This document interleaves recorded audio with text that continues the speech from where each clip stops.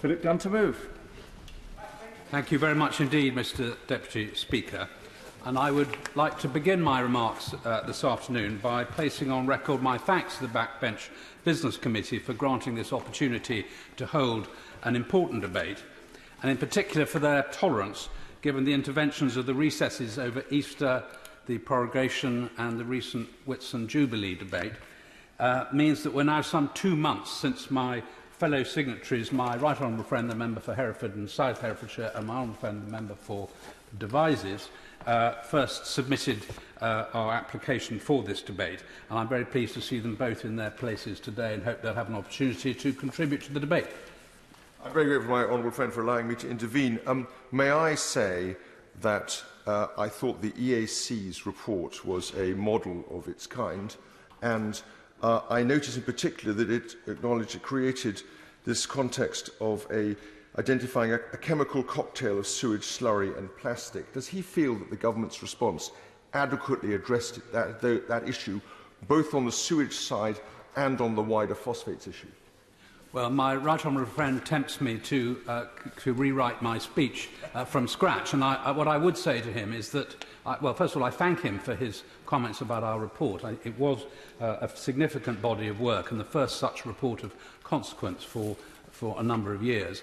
But what I would also say is that the government response to our 55 recommendations was one of the most positive responses of any of the reports that our committee have prepared in the time that I've been on it. We made 55 recommendations. I think only 5 were rejected by the government, and the others were either accepted in whole or in part. So I think the government has moved quite a long way in addressing these concerns, but I think he will recognise that solving this problem is going to take decades, not days, and that's something that I know that the Minister will address in her remarks.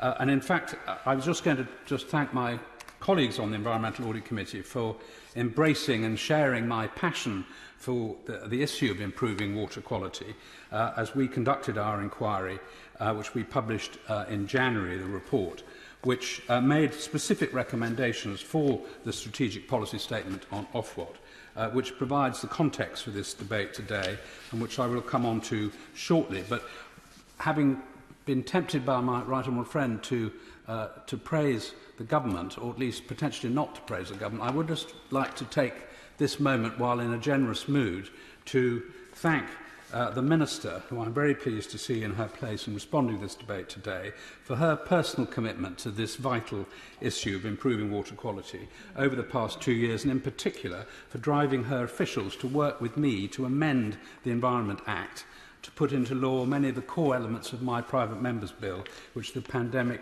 had prevented from being debated. And I am very grateful to her, and I would like the House to be aware from me that she has, I think, moved the government a very considerable distance on this issue. But there's no doubt that over the past 2 years there has been a massive awakening of public interest in the state of our rivers. The introduction under this and the previous Conservative government of event duration monitors at water treatment plants and storm overflows, and the annual publication of the findings from these monitors since March 2020 has brought to public attention the appalling degree of sewage routinely spilled into our waterways by all water companies involved in the treatment side of the business. With pleasure. Most grateful, and I would like to congratulate my right honourable friend for his extraordinary campaigning on this issue, which really has changed the entire debate. Whilst I recognise the government is spending £3 billion on schemes to prevent sewage overspills, does he know that in my constituency, in the River Wey, we have had 9 overspills in one village. In Godalming it's 12. In Bramley we've had overspills. We've had 76 in Chiddingfold. Does he agree this is totally unacceptable and much more needs to be done? Well, I'm very grateful to my right honourable friend for introducing the next comment in my speech, which was to highlight precisely the volume of spillages that these monitors have revealed, not just in on his river, but right across the country in all catchments. Now, almost all water treatment plants are obliged to have event duration monitors. Well, they're all obliged, they haven't yet all installed them, at least not all the storm overflows. There are, I think, around 22,000 overflows and I think it's around 20,000 currently have got the monitors on them. So the number will continue to increase until they've all being monitored. And I'm going to come on to that in a moment. So the aggregate number, as he will be aware, from which he's described the particular challenge in his river system, showed that there were 372,533 spill events lasting 2,667,452 hours during 2021.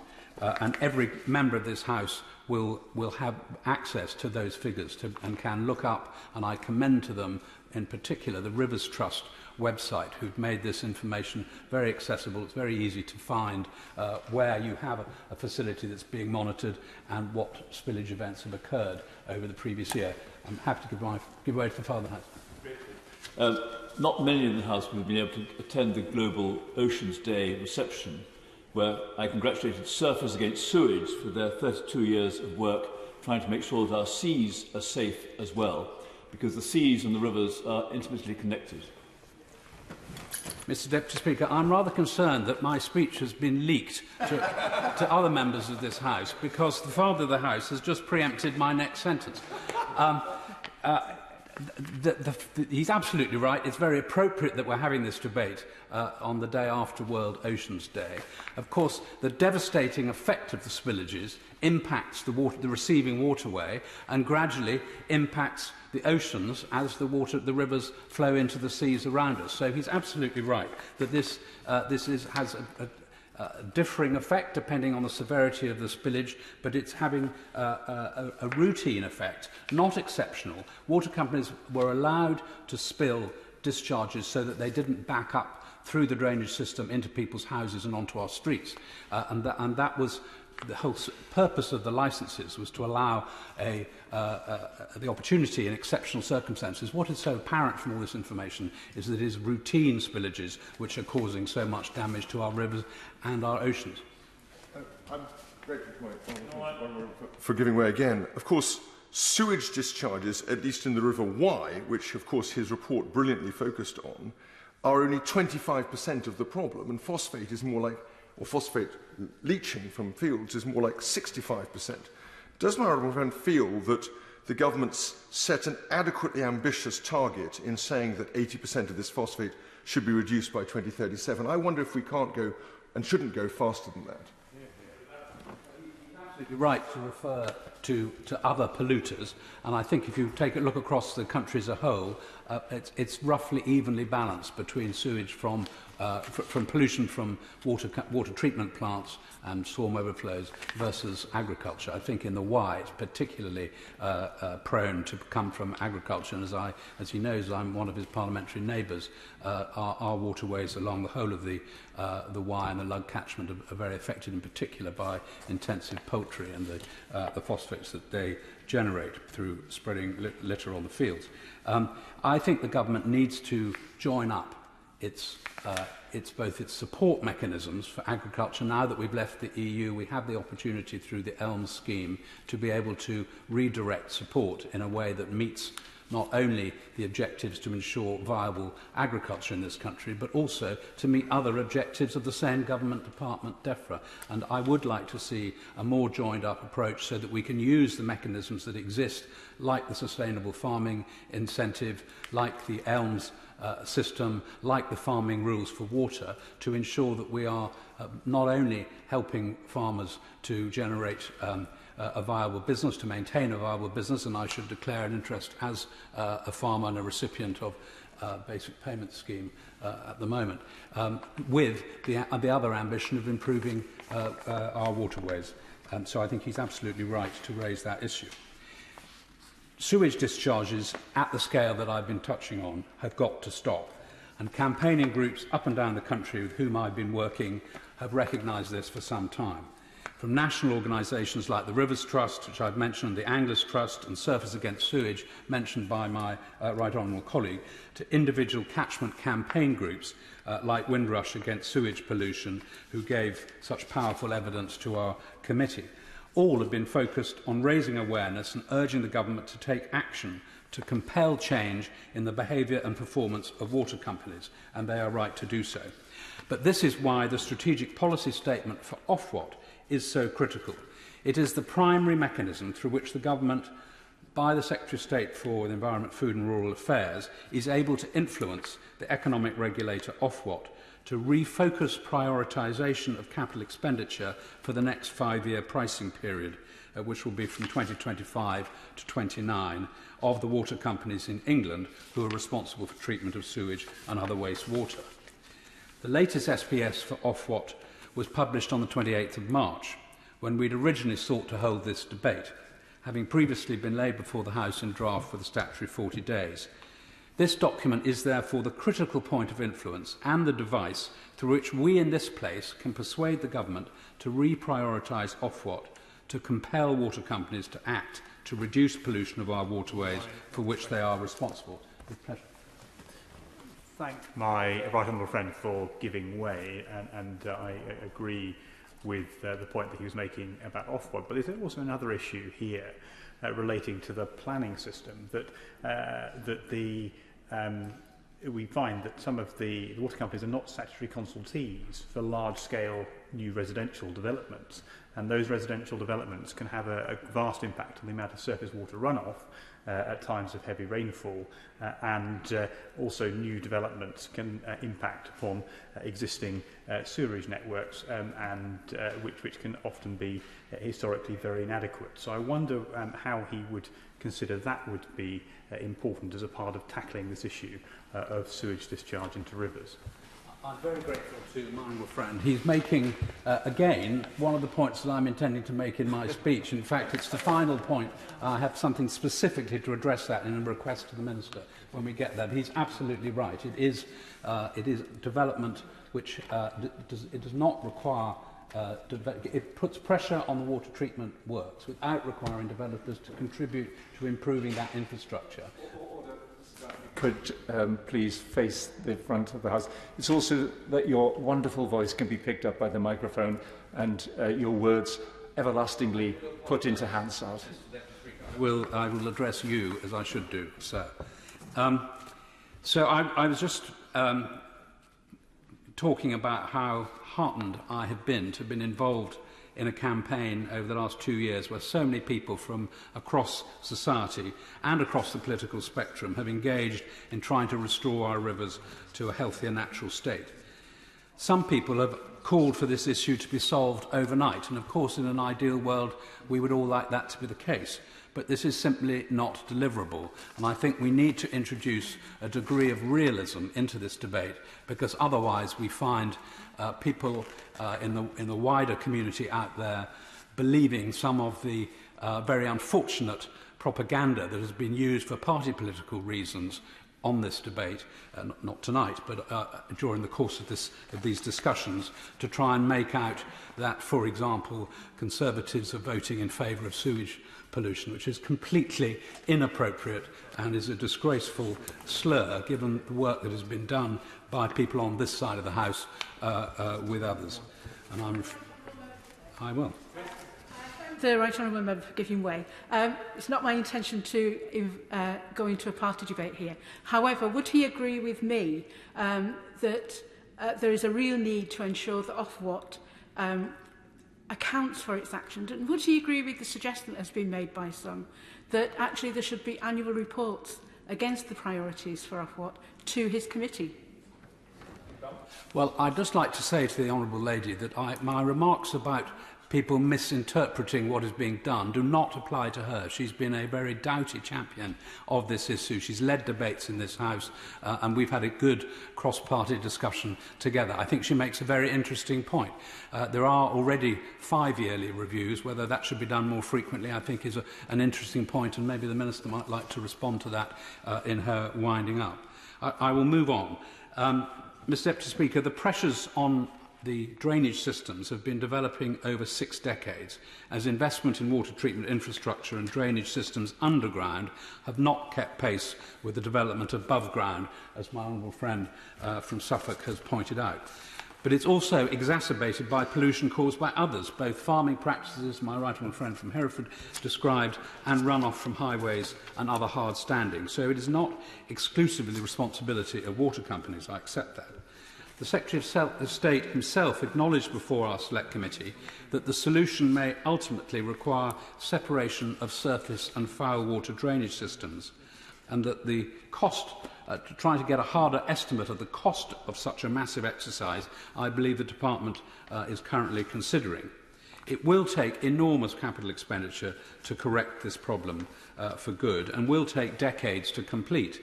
But a start needs to be made now, and the SPS provides the opportunity.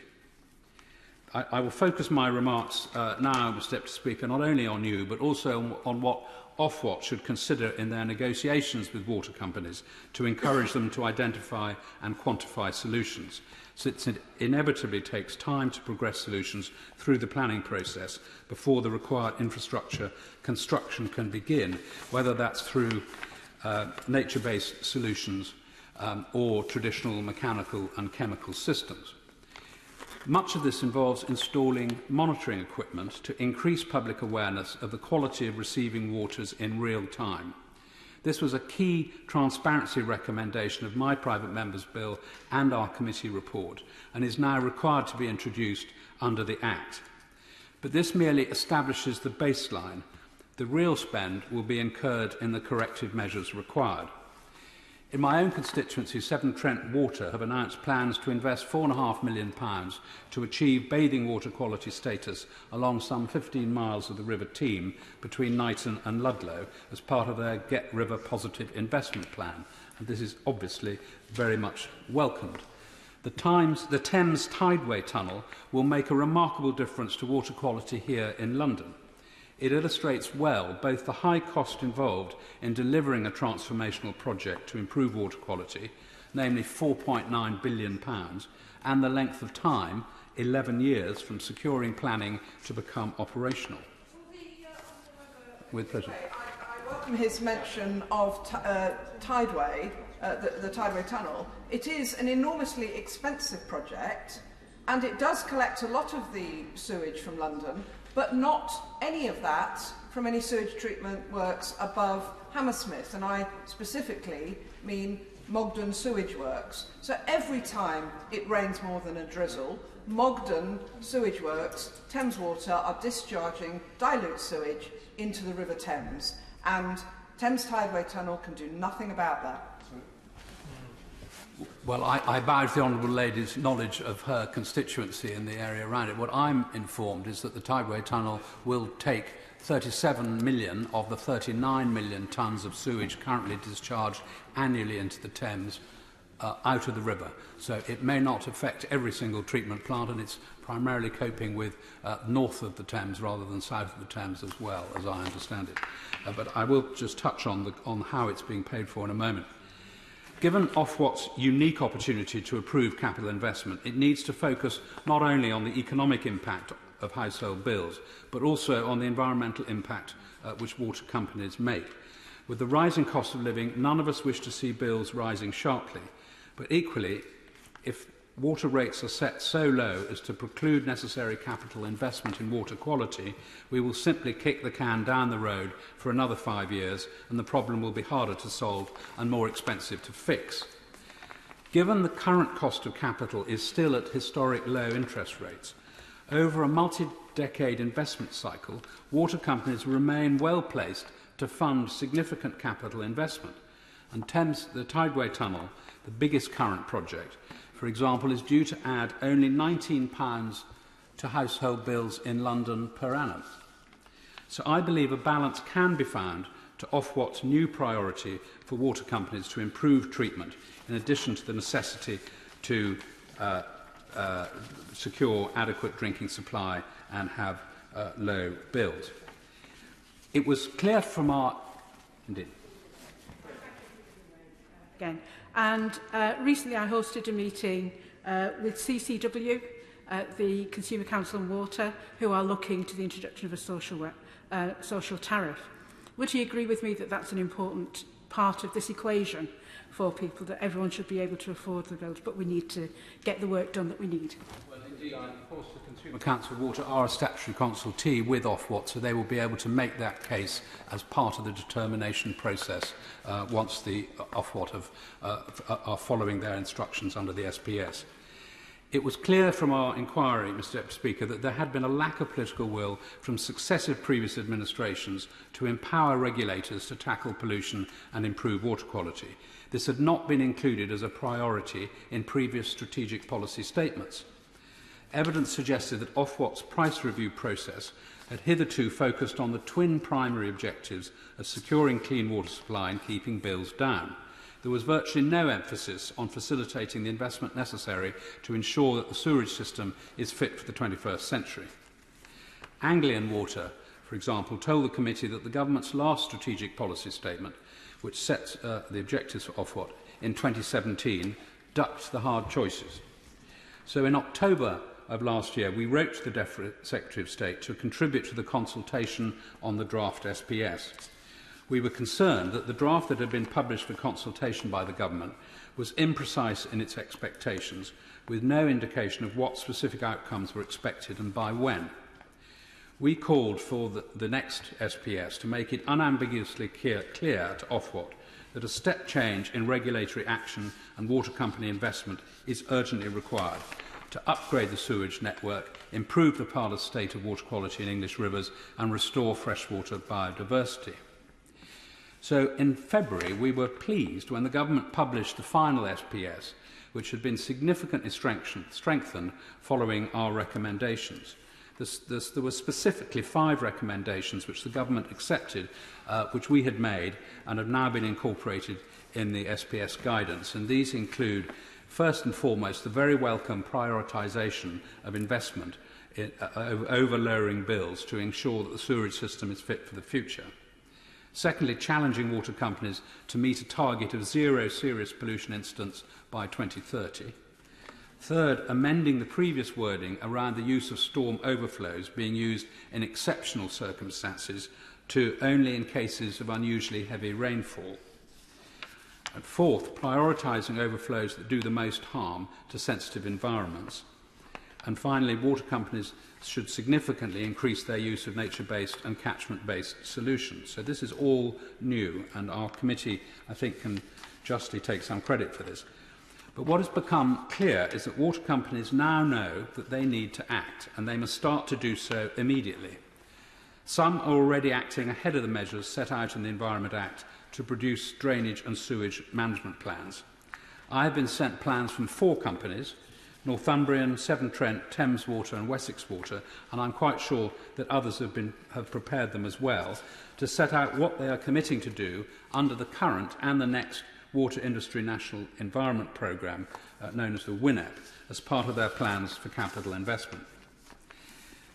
I would like, Mr Deputy Speaker, who will be pleased to hear, as my remarks conclude, to pose a couple of frank questions to the Minister about whether our water company regulators are fit for purpose. There's no doubt from the work that I and my committee have done that both the Environment Agency, through poor monitoring, and Ofwat, through poor enforcement, have not met the standard we expect from our regulators to protect the environment of our waterways. Self-monitoring by water companies, permitted by the Environment Agency since 2010, has allowed them to discharge sewage more or less at will. The proof is that it took water companies revealing that they might be in breach of their permits during the course of our inquiry for the Environment Agency and Ofwat to announce major investigations into potential widespread non-compliance by water and sewerage companies at sewage treatment works. These investigations continue, so I cannot discuss them. Where persistent breaches have been prosecuted by the Environment Agency, judges have started to impose more meaningful fines. And while these fines might start to capture the attention of water company boards, rather than being seen as an inconvenient cost of doing business, as previously low fines appear to have been, fines paid by water companies for breaching environmental standards go direct into the General Treasury account. They do not contribute to solving the problem. So I urge the Minister to work with colleagues in the Treasury to enable water company fines to be ring-fenced for water quality improvement. This could either be a standalone fund managed by DEFRA or an arm's-length body with an independent chair, or it could be left to water companies to administer based on the environmental priorities of the river or coastal system which they've been found to pollute. Rather than allowing water companies to hand back a tiny rebate to individual ratepayers, it would mean possibly hundreds of millions of pounds back into environmental protection. And clearly, while we all hope that no such fines will be necessary, we must deal with the world we find it, and we think this would be a very practical step to helping solve the problem. Finally, Mr. Deputy Speaker, I have another suggestion for the government. We know there is a need to build more houses to meet the UK's population needs, and when development consents are granted, developers are obliged to contribute to the additional infrastructure required, whether that's in roads, schools, or medical facilities or other basic infrastructure. But as we just heard from my honourable friend from Suffolk Central, water companies are not statutory consultees, and local authorities have no power to require developers to contribute to any necessary water infrastructure. Indeed, the infamous right to connect removes such costs from developers explicitly. So I urge the Minister to work with me in looking to use the Levelling Up and Regeneration Bill, which had its second reading last night, as an opportunity to put right this issue, to empower local authorities to require developers' help to help meet some of the cost of the infrastructure required for water and wastewater connectivity to new developments, because these are contributing to the pressure. Mr. Deputy Speaker, I'd like to move the motion. Well done. The question is that this House has considered the government's strategic priorities for Ofwat. Daisy Cooper. The Deputy Speaker, and may I start by offering my congratulations and thanks to the Honourable Member for Ludlow for all of his campaigning on this issue. I've been pleased to support a number of his initiatives in this place. That said, I do think it is extraordinary that we are still having to have this debate. It is extraordinary